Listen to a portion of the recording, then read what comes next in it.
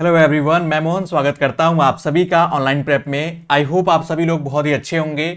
आप सभी के बीएड एंट्रेंस एग्जाम को देखते हुए आज की इस क्लास में हम लोग हिंदी के 50 महत्वपूर्ण प्रश्न करेंगे और ये क्लास सेकंड होगी। इससे पहले भी हम लोगों ने एक बहुत ही इंपॉर्टेंट सेशन किया। अगर आपने उसको नहीं देखा है तो एक बार उसको भी जरूर देख लीजिएगा इस क्लास के बाद। आज की क्लास बहुत ही वेरी वेरी इंपॉर्टेंट और इंटरेस्टिंग होगी क्योंकि इसमें हम लोग हिंदी वर्णमाला से जो अब आपके एग्जाम में क्वेश्चन बनने लगे हैं वो कुछ इस प्रकार से हैं, इनको देखेंगे। ये बहुत इंटरेस्टिंग और इंपॉर्टेंट होते हैं। अगर आपने इसको ध्यान से कर लिया और अगर आप इसको समझ गए तो आप बहुत अच्छा स्कोर कर सकते हैं। और क्लास के अंत में आप अपना स्कोर भी बताइएगा कि आज के इस सेशन में आपका स्कोर कितना है या कितने क्वेश्चंस आपके सही हो रहे हैं। वो कमेंट में आप हमें जरूर बताएं, इससे आप अपना असेसमेंट भी कर पाएंगे। बिना किसी देरी के हम लोग शुरू करते हैं। पहला क्वेश्चन आपकी स्क्रीन पे है, क्ष, त्र और ज्ञ वर्ण है, ये किस प्रकार के वर्ण हैं? क्योंकि वर्णमाला में जब आप देखेंगे तो आपके एग्जाम में ऐसे ही क्वेश्चन पूछे जाते हैं। बेसिकली देखने में ये लगता है कि बहुत ही आसान है, लेकिन बहुत ऐसे अच्छे क्वेश्चंस भी बनते हैं जिसमें आप कंफ्यूज होते हैं। क्वेश्चन नंबर 1 का आंसर करिएगा। बहुत ही सिंपल सा क्वेश्चन है, ये किस प्रकार का व्यंजन है? क्योंकि वर्ण में पूछा गया है। वर्ण में ऑप्शन में आपको व्यंजन, संयुक्त व्यंजन, उष्म व्यंजन, स्पर्श व्यंजन या अंतस्थ व्यंजन। राइट आंसर हो जाएगा आपका संयुक्त व्यंजन। संयुक्त व्यंजन के अंतर्गत क्ष, त्र, ज्ञ और श्र, ये चार जो हैं ये आपके वर्ण यानी अक्षर आते हैं। वर्ण को ही अक्षर कहते हैं। वर्णमाला का चैप्टर आपको हमारे पेड क्लासेस में पढ़ाया गया है बहुत अच्छे से। इसी के दो भाग हैं, दो प्रकार हैं, स्वर और व्यंजन। अगला क्वेश्चन आपकी स्क्रीन पे है, निम्नलिखित में से अयोगवाह किसे कहा जाता है? वेरी वेरी इंपॉर्टेंट क्वेश्चन है। अयोगवाह किसे कहा जाता है? अगर आपको इसी स्लाइड में मैं दिखाऊं तो अयोगवाह अंग और अह को कहा जाता है, और अंग को अनुस्वार और अह को जो है वो विसर्ग कहा जाता है। इस प्रकार से ऑप्शन में आप देख पाएंगे, इसका सही जवाब जो हो जाएगा वो विसर्ग हो जाएगा। आई होप आपको सारे क्वेश्चंस और इनके टाइप समझ में आ रहे होंगे। अगला क्वेश्चन है, उससे पहले आपको बताते चले, अगर आपने अभी तक पेड कोर्सेज ज्वाइन नहीं किया है तो आप हमारे ऐप को डाउनलोड करके, ऑनलाइन प्रेप ऐप को आप कोर्सेज ज्वाइन कर सकते हैं। और प्रीवियस ईयर पेपर जो कि बहुत ही मस्ट है आपके एग्जाम की प्रिपरेशन के लिए, वो आप हमारी वेबसाइट onlineprep.co.in पर जाकर आप उसको व्यू करके आप उसको बाय कर सकते हैं। फ और ब किस प्रकार के वर्ण हैं? अब एग्जाम में आपके ऐसे क्वेश्चन कई बार पूछा गया है। फ और ब बोलते समय, ये जब आप ध्वनि विज्ञान पढ़ेंगे, जब ध्वनि में पढ़ाया जाएगा तो इसमें आपको बहुत ही डिटेल में बताया भी गया है क्लास में कि फ और ब जो है बोलते समय, इससे भी आप इसको समझ सकते हैं कि इसके आप गेस करिए, ये दंतोष्ठ है, मूर्धन्य है, तालव्य है या कंठोट से है। क्वेश्चन नंबर 3 का आंसर करेंगे तो ये दंतोष्ठ हो जाएगा, यानी दांत, दंत, धन, ओष्ठ यानी ओठ, होंठ से जो है, दंत और होंठ से, इसके मिलने से या इनके मदद से हम फ और ब जो है वो बोल पाते हैं या इनका उच्चारण कर पाते हैं। अगला क्वेश्चन बहुत इंपॉर्टेंट है, ध्वनि किसकी लघुत्तम इकाई है? वेरी वेरी इंपॉर्टेंट क्वेश्चन है कि ध्वनि जो होती है वो किसकी लघुत्तम या सबसे छोटी इकाई होती है। ये आपके प्रीवियस ईयर क्वेश्चन पेपर में पूछा गया क्वेश्चन है। इसका राइट आंसर क्या हो जाएगा? क्या शब्द की, भाषा की, वाक्य की या अक्षर की? तो राइट आंसर क्या हो जाएगा कि भाषा की होगी। अगर आपसे पूछा जाए कि भाषा की सार्थक इकाई बताइए, सबसे छोटी, सार्थक मतलब जो जिसका अर्थ हो सही अर्थ वाले, तब शब्द होगा। ये दो अलग अलग बातें हैं। और जब लघुत्तम पूछा जाएगा तब ध्वनि होगी। ये आप इसको नोट कर सकते हैं। अगला क्वेश्चन है, लघुत्तम वाग ध्वनि को कहते हैं, क्या कहते हैं? लघुत्तम वाग ध्वनि जो है ये आपके एग्जाम में क्वेश्चन पूछा जाएगा। इसका राइट आंसर क्या होगा? स्वर, व्यंजन, वर्ण या शब्द? आप सभी लोग आंसर करेंगे। राइट आंसर हो जाएगा वर्ण। अगला क्वेश्चन है आपकी स्क्रीन पे, उससे पहले बता दें, टेलीग्राम चैनल अगर आपने अभी तक ज्वाइन नहीं किया हम लोगों का तो उसका लिंक आपको वीडियो के डिस्क्रिप्शन में मिल जाएगा, वहां जाकर आप इसको चेक कर सकते हैं। यहाँ पे आपको डेली क्लासेस के update, latest notification, free PDF provide किए जाते हैं। आपकी तरह बहुत से स्टूडेंट्स ने ज्वाइन कर रखा है, आप देख सकते हैं। अगला क्वेश्चन आता है, वर्णमाला में मात्रा का अर्थ है। वर्णमाला जो जो ये टॉपिक है बेसिकली वर्ण धन माला यानी वर्णों की माला से ही बना है। वर्ण धन माला, वर्णों की माला, अक्षरों की माला जो है वही वर्णमाला कहलाती है। और इस क्वेश्चन को आप देखकर इसका आंसर करेंगे कि वर्णमाला में मात्रा का अर्थ क्या है। या मात्रा का अर्थ है वर्ण की मात्राओं से, वर्ण के उच्चारण में लगने वाले समय से, ध्वनि का परिमाण से या वर्णों का क्रम से। ये वेरी वेरी इंपॉर्टेंट है और अच्छे लेवल का क्वेश्चन। इसका राइट आंसर क्या हो जाएगा? वो हो जाएगा ऑप्शन बी, वर्ण के उच्चारण में लगने वाले समय को जो है वो मात्रा कहा जाता है। ठीक है, अगला क्वेश्चन है, बिना अवरोध के उच्चारित होने वाले वर्ण कहलाते हैं। ऐसे कौन से वर्ण या अक्षर हैं जिनको बिना अवरोध के हम उच्चारित कर पाते हैं, उनका उच्चारण बिना किसी अवरोध के कर पाते हैं? सेवंथ का आंसर करेंगे आप सभी लोग, और यही परिभाषा भी है उसकी, घोष, स्पर्श, व्यंजन या स्वर, यानी स्वर या व्यंजन, आप सभी लोग आंसर करेंगे। तो बिना अवरोध के जो उच्चारित होने वाले वर्ण होते हैं वो होता है स्वर, और व्यंजन जो होता है जिनमें अवरोध उत्पन्न होता है, यही इसकी स्वर की परिभाषा भी है। अगला क्वेश्चन है, व्यंजन की परिभाषा है। अब एग्जाम में अगर ऐसे क्वेश्चन पूछा जाए आपके, तो आप क्या टिक करेंगे? आंसर बताएं जल्दी से। दीर्घ स्वर वाले वर्ण, स्वर की सहायता से बोले जाने वाले वर्ण, बिना किसी की सहायता से बोले जाने वाले वर्ण, या आपका बिना अवरोध के बोले जाने वाले वर्ण। तो राइट आंसर क्या होगा? क्वेश्चन नंबर 8 का आंसर करेंगे आप सभी लोग, कि व्यंजन की परिभाषा है कि वे वर्ण जो स्वरों की सहायता से बोले जाते हैं वो व्यंजन कहलाते हैं। वेरी वेरी इंपॉर्टेंट है, जिनका जो लोग ऑप्शन बी कर रहे हैं वो राइट आंसर होगा। अगला इनमें से स्पर्श व्यंजन है। स्पर्श व्यंजन क्या होते हैं? स्पर्श व्यंजनों की संख्या क्या है? ये आपके एग्जाम में कई बार क्वेश्चन पूछा गया है, आप चाहें तो यहां पे नोट कर सकते हैं। स्पर्श व्यंजनों की संख्या जो है वो टोटल है 25, और इसमें जो है वर्णमाला के क वर्ग भी आता है, च वर्ग भी आता है, ट वर्ग भी आता है, त वर्ग भी, और प वर्ग, यानी पांचों वर्ग आते हैं, पांचों में 5-5 हैं। तो ये सभी जो हो जाएगा, क्वेश्चन नंबर 9 का राइट आंसर हो जाएगा। क्वेश्चन नंबर 9 का राइट आंसर ऑप्शन डी हो जाएगा। अगला क्वेश्चन देखेंगे, क कौन सा व्यंजन है? अब व्यंजन का कौन सा प्रकार है? तो ये जो हमने स्टार्टिंग में आपको ये इमेज दिखाई थी, यहां पे आप देख पाएंगे कि जो भी हम शब्द जिसका उच्चारण करते हैं वो हमारे मुख के कौन से भाग से, कौन से ग्रंथ से, वो उससे उसके सहायता से वो बोला जाता है। इसी से आपके एग्जाम में क्वेश्चन बनते हैं, और ये पढ़ाया गया है आप लोगों को। अगर आपने नहीं पढ़ा है तो इनको जरूर पढ़ लें, बहुत इंपॉर्टेंट है। तो ये बहुत ही सिंपल सा क्वेश्चन है। क जो है ये कंठ जो है, कंठ व्यंजन है, यानी कंठ से बोला जाता है, गले से बोला जाता है। अगला क्वेश्चन है, उच्चारण स्थान की दृष्टि से क वर्ग के सभी वर्ण क्या कहलाते हैं? अब ये भी उसी से रिलेटेड क्वेश्चन है। अगर आपने उसको समझा तो क भी क वर्ग का ही है, तो इसका राइट आंसर क्या हो जाएगा? कंठ है। राइट आंसर ऑप्शन बी हो जाएगा। अगला क्वेश्चन आप देखेंगे, निम्नलिखित ध्वनियों में से बताइए कि कौन सा वर्ण जो है ओष्ठ नहीं है। ओष्ठ का मतलब जो ओठ यानी होंठ के प्रयोग से नहीं बोला जाता है, वो कौन सा है? तो देखिए, म आप अगर नहीं भी पढ़े हैं तो म को बोल के आप देख सकते हैं, म, प, फ, इनमें आप ओठ का, अपने होठों का प्रयोग कर रहे हैं। लेकिन य जो पढ़ेंगे ये नासिक के है, तो राइट आंसर क्या हो जाएगा? इसमें नहीं पूछा है तो डी नहीं होगा, बाकी जो हो ये ओष्ठ व्यंजन वर्ण है, ओष्ठ व्यंजन भी कह सकते हैं आप। अगला क्वेश्चन है, निम्नलिखित वर्णों में से कौन सा मूर्धन्य है? अब एग्जाम में मूर्धन्य पूछा जाएगा, वेरी वेरी इंपॉर्टेंट है। क्वेश्चन नंबर 13 का आंसर करेंगे।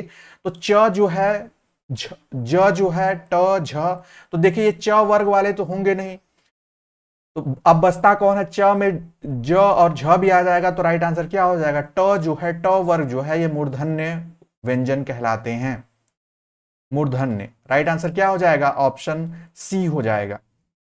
क्वेश्चन नंबर 14 देखेंगे, व्यंजनों में बताइए कौन सा वर्ण महाप्राण है। अब वर्णमाला में भी व्यंजनों को जो है उनको महाप्राण और अल्पप्राण की दृष्टि से भी उनको बांटा गया है। अब इसमें बताना है महाप्राण है, तो महाप्राण जो होता है वो आपका दूसरा और चौथा होता है उस वर्ग का। तो इसमें अब आप इजीली इसको बता पाएंगे। क्वेश्चन नंबर 14 का आंसर करेंगे आप सभी लोग, तो ख हो जाएगा। अगर मैं सिंपली लिखूं क, ख, ग एंड घ, अगर मैं इन चार को लिख दूं तो यहां पर आप देखेंगे ख और घ जो है ये महाप्राण है। इसी तरीके से बाकी वर्ग में भी ऐसे ही अप्लाई होता है, और क और ग जो हो ये जो हो जाएंगे ये अल्पप्राण हो जाएंगे। ऐसे आपको याद भी रखना है, और ये सबसे सटीक तरीका है। राइट आंसर ऑप्शन बी हो जाएगा। अगला क्वेश्चन, निम्नलिखित में से संयुक्त व्यंजन कौन से हैं? अभी पहला क्वेश्चन हम लोगों ने किया, तो संयुक्त व्यंजन जो दो व्यंजनों के मेल से बनते हैं, क्ष, त्र, ज्ञ और श्र। राइट आंसर क्या हो जाएगा? ऑप्शन सी हो जाएगा। अगला क्वेश्चन है, निम्नलिखित में से कौन सा वर्ण जो है नासिक्य है? अब नासिक क्या है, मतलब नासिका यानी नाक से बोला जाता है, यानी उसको बोलते समय नाक से भी जो ध्वनि उत्पन्न होती है, तो वो पहला ही हो जाएगा 16 का राइट आंसर। यहाँ जो हो जाएगा ये नासिक के वर्ण कहलाता है या नासिक के व्यंजन कहलाता है। अगला क्वेश्चन है च, छ, ज, झ, ञ, ये ध्वनियां क्या कहलाती हैं? ये भी इंपॉर्टेंट क्वेश्चन है। अब ये जो है वही आपसे जो अभी हमने कंठ देखा क वर्ग को, तो च वर्ग क्या कहलाता है? आप सभी लोग आंसर करेंगे जल्दी से। तो 17 का जो राइट आंसर हो जाएगा वो यहां पे तालव्य हो जाएगा। जब हम च, छ, ज, झ बोलते हैं तो हमारी जीभ जो है, जिह्वा जो है वो तालु को टच करती है, उसको छूती है, तो ये इसी के अंतर्गत आ जाएगा। ये आपका था, हाँ, यहां पे तालु तालु यानी तालव्य में च वर्ग आता है। राइट आंसर क्या हो जाएगा आपका? यहां पे आपने देखा right answer question number 17, right answer क्या हो जाएगा? ऑप्शन सी हो जाएगा। निम्न में से अल्प प्राण वर्ग है। अब अभी ऊपर हमने जो एक एग्जांपल देखा था उससे आप इसका आंसर कर पाएंगे। 18 का राइट आंसर क्या हो जाएगा? अल्प प्राण जो है पहला और तीसरा होते हैं, तीसरे जो वर्ण हैं या अक्षर हैं वो हैं क और ग, राइट आंसर हो जाएगा। अब देखिए यहां पे फ और भ जो है ये हो जाएगा आपका महाप्राण। इस तरीके से आपको ये ध्यान देना है, कंफ्यूजिंग भी ऑप्शन आपको एग्जाम में देखने को मिलते हैं। अगला क्वेश्चन आपके स्क्रीन पे है, निम्न में से तालव्य ध्वनियां कौन सी हैं? तालव्य ध्वनियां वही ऊपर अभी हम लोगों ने देखा, जिनको जिनको बोलते समय जो है हमारी जीभ जो है वो तालु को छूती है। क्वेश्चन नंबर 19 का राइट आंसर क्या हो जाएगा? तो वो हो जाएगा च वर्ग। तालव्य ध्वनियां च वर्ग के अंतर्गत आती हैं और च वर्ग में ही आएगा च, छ, ज, झ। तो राइट आंसर ऑप्शन सी। अगला क्वेश्चन है, वर्णमाला में कुल व्यंजनों की संख्या कितनी है? बहुत इंपॉर्टेंट क्वेश्चन है। यह क्वेश्चन कई बार पूछा जाता है कि कुल व्यंजनों की संख्या कितनी है, कुल स्वरों की संख्या कितनी है, कुल वर्णों की संख्या कितनी है। तो यानी यहां पर 3 क्वेश्चन बन सकते हैं, व्यंजनों की, स्वरों की, वर्णों की, और इनके सभी के आंसर अलग अलग होंगे, आपको ये पता चल जाएगा। आप इसको देखेंगे इस क्लास के अंत में, सारे टाइप के क्वेश्चन भी आपको पूछे जाएंगे। क्वेश्चन नंबर 20 का जो राइट आंसर हो जाए, जब कुल व्यंजनों की संख्या पूछा जाए तो वो 33 है, 33 है। ये आप नोट करेंगे, ये बहुत इंपॉर्टेंट है। बाद में अभी हम देखेंगे कि कुल वर्णमाला में कुल वर्णों की संख्या कितनी है। अगला क्वेश्चन है, इनमें से घोष वर्ण कौन से हैं? घोष जिनको अघोष और सघोष बोलते हैं। अब ये भी एक वर्गीकरण है, वर्णमाला में ही। क्वेश्चन नंबर 41 का आंसर करेंगे, 21 का आंसर करेंगे तो घोष वर्ण के अंतर्गत आता है ह। राइट आंसर ऑप्शन डी हो जाएगा। अगला क्वेश्चन, हिंदी वर्णमाला में मूल स्वर कितने हैं? अब ये बहुत इंटरेस्टिंग है। मूल स्वर आपसे पूछा जाए, स्वर नहीं पूछा गया, स्वर की संख्या नहीं, मूल स्वर। तो मूल स्वरों की संख्या है टोटल 4, और वो 4 कौन कौन से हैं ये भी एग्जाम में कभी कभी पूछता है। तो अ, इ, उ और री, ये जो है ये 4 जो आपके ये वर्ण हैं ये ही मूल स्वर कहलाते हैं। बाकी जो है वो स्वर हैं लेकिन ये मूल स्वर हैं। निम्न में से महाप्राण वर्ण कौन से हैं? जब आप महाप्राण की बात की जाएगी तो दूसरे और चौथे हम शब्द वर्ण की तरफ जाएंगे, अक्षर की तरफ जाएंगे। क्वेश्चन नंबर 23 का राइट आंसर क्या हो जाएगा? देखिए क च होगा नहीं, य नहीं होगा, त शुरू होगा नहीं, राइट आंसर ख और घ हो जाएगा। राइट आंसर क्या हो जाएगा? Option A. अगला क्वेश्चन है, वर्णमाला कहते हैं। अब वर्णमाला की सिंपल सी डेफिनेशन ही आपसे पूछ ली जाए तो क्या शब्द समूहों को वर्णमाला कहेंगे, वर्णों के संकलन को कहेंगे, शब्द गणना को कहेंगे, या वर्णों के व्यवस्थित समूह को कहेंगे? क्वेश्चन नंबर 24 का आंसर करेंगे आप सभी लोग। तो शब्दों के समूह को जो है वो वाक्य कहते हैं, वो भी सार्थक होंगे तब। संकलन को कहेंगे नहीं, शब्द की गणना यहां कोई अर्थ है होता नहीं इसका। वर्णों के व्यवस्थित समूह को यानी वर्णों के व्यवस्थित माला को वर्णमाला कहते हैं। राइट आंसर ऑप्शन डी हो जाएगा। अगला क्वेश्चन देखेंगे, अ और ए वर्ण क्या कहलाते हैं? अब ये बहुत अच्छा क्वेश्चन है। ये कंठ तालव्य कहलाते हैं, यानी कंठ और तालु के प्रयोग से अ और ए जो है उनका हम उच्चारण कर पाते हैं। अगला क्वेश्चन आपके स्क्रीन पे है, क्वेश्चन नंबर 26 है, श, श, स, ह कौन से व्यंजन कहलाते हैं? वेरी वेरी इंपॉर्टेंट क्वेश्चन है। आप क्वेश्चन नंबर 26 का आंसर करेंगे आप सभी लोग, ये कौन से व्यंजन कहलाते हैं। अब यहां पर आपके ये दिया गया है, यहां पर आप ऑप्शन देखेंगे, प्रकंपी, स्पर्शी, संघर्षी या स्पर्श संघर्षी।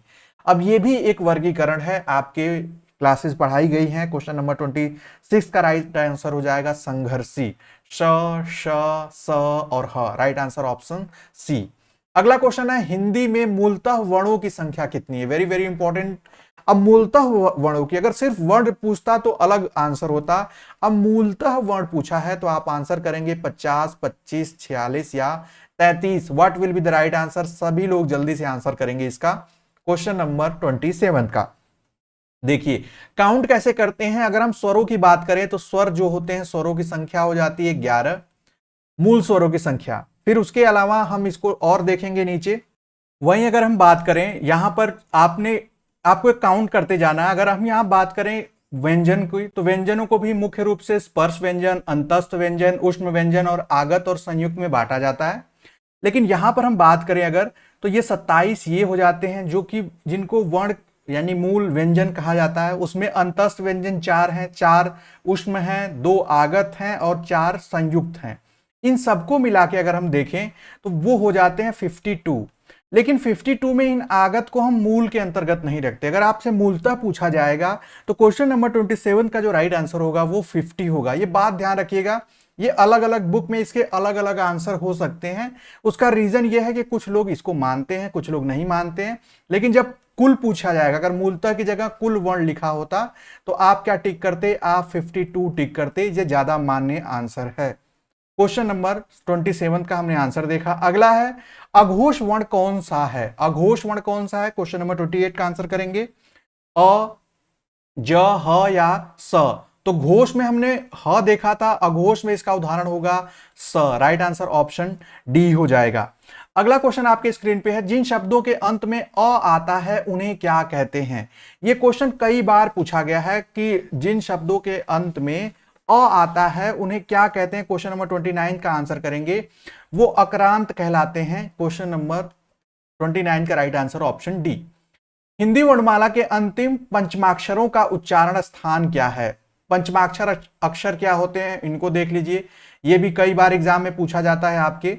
यहां पर भी आप देख सकते हैं जो ड़, ञ, ङ, न, म, ये जो है ये यानी सभी वर्गों का जो अंतिम अक्षर है इन सबको मिलाया जाए तो ये पंचमाक्षर कहलाते हैं। और ये क्वेश्चन आपका इसी सेक्शन से पूछा गया है कि ये इनका उच्चारण स्थान क्या है। तो इनका उच्चारण स्थान जो है बेसिकली अनुनासिक है, यानी नासिका से यानी नाक से ध्वनि उत्पन्न होती है। तो राइट आंसर ऑप्शन ए हो जाएगा। अगला क्वेश्चन, निम्नलिखित में से कौन एक स्पर्श व्यंजन है? अब एग्जाम में आपके स्पर्श व्यंजन पूछेगा, इससे रिलेटेड क्वेश्चन भी हमने किया। तो स्पर्श व्यंजन के अंतर्गत आता है च वर्ग। अब देखेंगे आपकी च वर्ग जो है उससे रिलेटेड यहां पर ऑप्शन में नहीं है। तो च वर्ग में और कौन सा वर्ण आता है?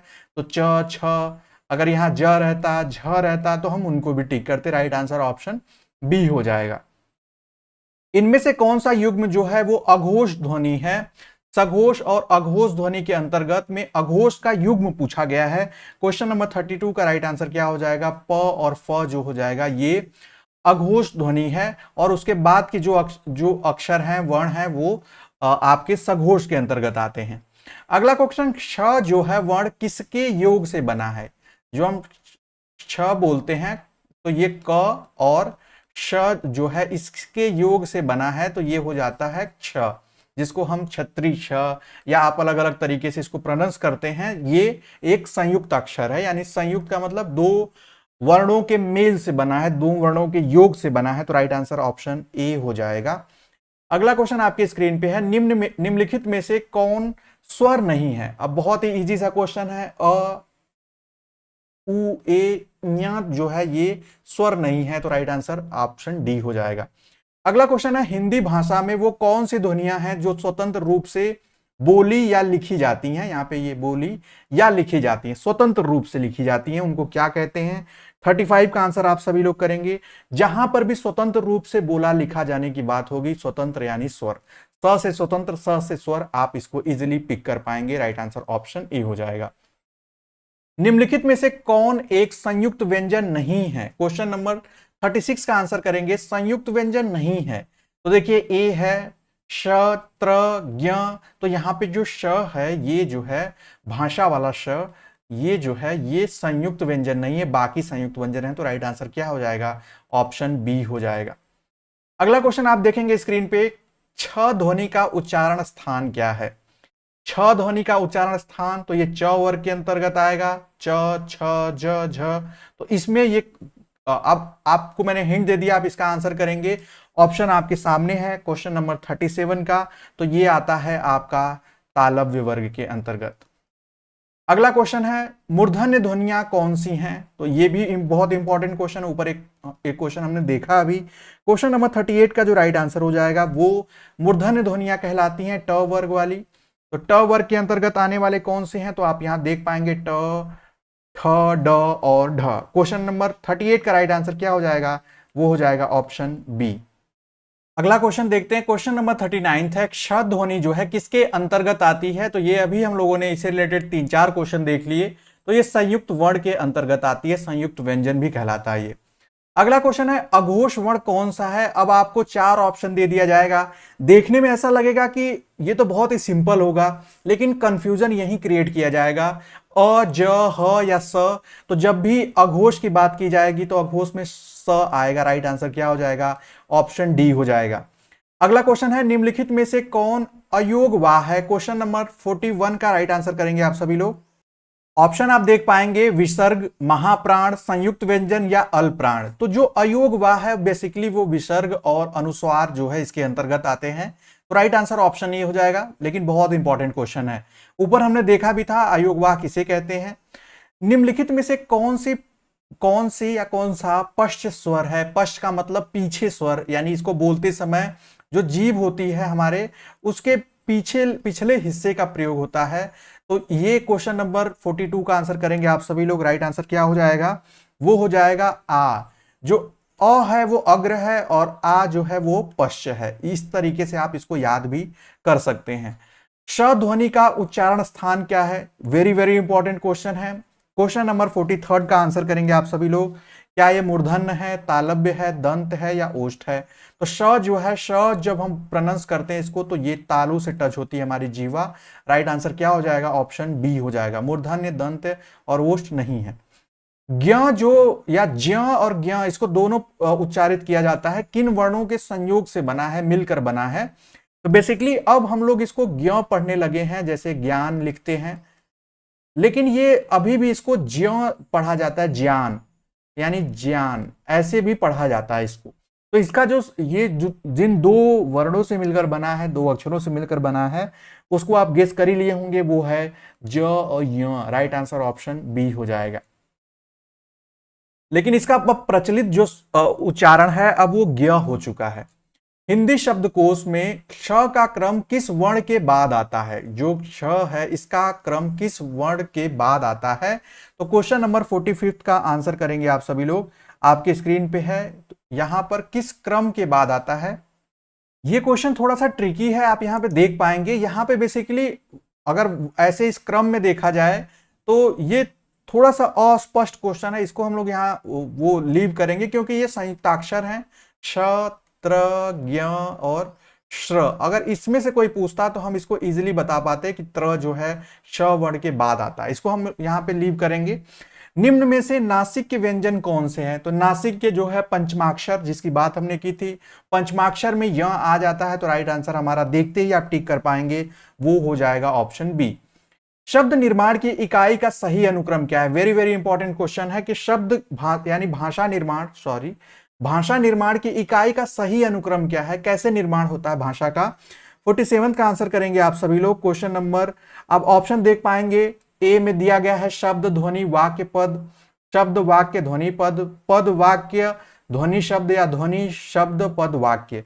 अब ये बहुत इंपॉर्टेंट क्वेश्चन है। इसका राइट आंसर जो हो जाएगा, सबसे छोटी इकाई होती है ध्वनि, ध्वनि से मिलकर बनता है शब्द, शब्द से मिलकर बनता है पद, पद का मतलब हो जाता है कि दो शब्दों का मेल जो है, उसके बाद बनता है वाक्य। तो ये option D will be the right answer. Question number 48 पे हम लोग देखेंगे कंठोट जो ध्वनि है, कंठ और ओष्ठ से जो मिलकर बना है, उसका उदाहरण क्या है? क्वेश्चन नंबर 48 का आंसर करेंगे आप सभी लोग। तो इसका उदाहरण है औ। औ में जो है हम होठों का भी प्रयोग हो रहा है, ओष्ठ का भी और आपके कंठ का भी। आप इसको बोलकर भी देख सकते हैं। अगला क्वेश्चन 49 है, य र लव किस वर्ग के व्यंजन है? वेरी वेरी इंपॉर्टेंट क्वेश्चन है। तो य र लव जो है ये अंतस्थ व्यंजन कहलाते हैं। Option C will be the right answer. अगला क्वेश्चन आपके स्क्रीन पे है, क्वेश्चन नंबर 50 हम लोग देखेंगे। निम्न में से अल्प प्राण वर्ण कौन से हैं? तो अल्प प्राण महाप्राण को हमने आगे देखा था एक क्वेश्चन में, इसमें आप इजीली कर पाएंगे। तो अल्प प्राण जो है क और ग हैं, और अगर यहीं पे ख और घ लिखा होता तो ये महाप्राण हो जाते क वर्ग के। लेकिन आपके एग्जाम में इसमें क्वेश्चन थोड़े क वर्ग से दिए, लेकिन आपके एग्जाम में और वर्गों से भी आ सकते हैं, जैसे च से आ सकता है। अगर च दिया रहता है तो च, छ और ज ये जो हो जाते ये अल्प प्राण हो जाते। ऐसे आप इनको गेस कर पाएंगे। हिंदी वर्णमाला में स्वरों की संख्या कितनी है? अब यहां पर स्वरों की संख्या पूछा गया है, 8 है, 9 है, 13 है या 14 है। अब कुल स्वरों की संख्या जो है वो पूछा गया है, तो 51 का जो राइट आंसर हो जाएगा वो 13 हो जाएगा, 13 हो जाएगा। अगला क्वेश्चन है, हिंदी वर्णमाला में अ और अह क्या है? यहाँ पे अंग होगा, अंग और अह क्या है? तो ये यही कहे जाते हैं अयोग वाह। राइट आंसर ऑप्शन सी हो जाएगा, क्वेश्चन नंबर 53 का। अगला क्वेश्चन आपके स्क्रीन पे है, अच्छा इस सेशन का आखिरी क्वेश्चन था ये। अगले सेट में हम लोग इसके आगे के भी क्वेश्चन को करेंगे। अब आप अपना स्कोर बताएंगे ये कितना सही हो रहा है। अगर आपके स्कोर 20 से 40 के बीच में है तो बहुत अच्छा है, प्रोग्रेस ठीक है। अगर 20 प्लस है तो ये एक ठीक स्कोर में है कि आप सही तरह चल रहे हैं। अगर 30 है तो बहुत अच्छा है, 40 है तो पूछना ही नहीं। लेकिन अगर इससे 20 से कम आ रहा है तो आपको इस चैप्टर पर मेहनत करने की जरूरत है। और ये जो पीडीएफ होगी इसकी आप सभी को हमारे टेलीग्राम चैनल पे या हमारे ऐप पे तो कंफर्म मिलेगी विद आंसर की, जिसमें आपको डिटेल में आप जब चाहें तब इसको रिवाइज भी कर पाएंगे। इसको देखकर भी, इन इमेजेस को देखकर भी आप इनको रिवाइज कर पाएंगे। और अगर आपने इनकी क्लासेस नहीं देखी हैं तो आप ऐप पे जाकर फिर से क्लासेस को रिवाइज कर लीजिए। वेरी वेरी इंपॉर्टेंट है, क्योंकि इससे क्वेश्चन आपके बनेंगे तो आप इसका इजिली आंसर कर पाएंगे और बहुत ही स्कोरिंग है। आई होप आपको क्लासेस हेल्पफुल इंटरेस्टिंग लगी होगी। अगले सेशन में हम लोग और अच्छे और बेहतरीन क्वेश्चन के साथ मिलेंगे। तब तक के लिए bye bye, take care and keep watching.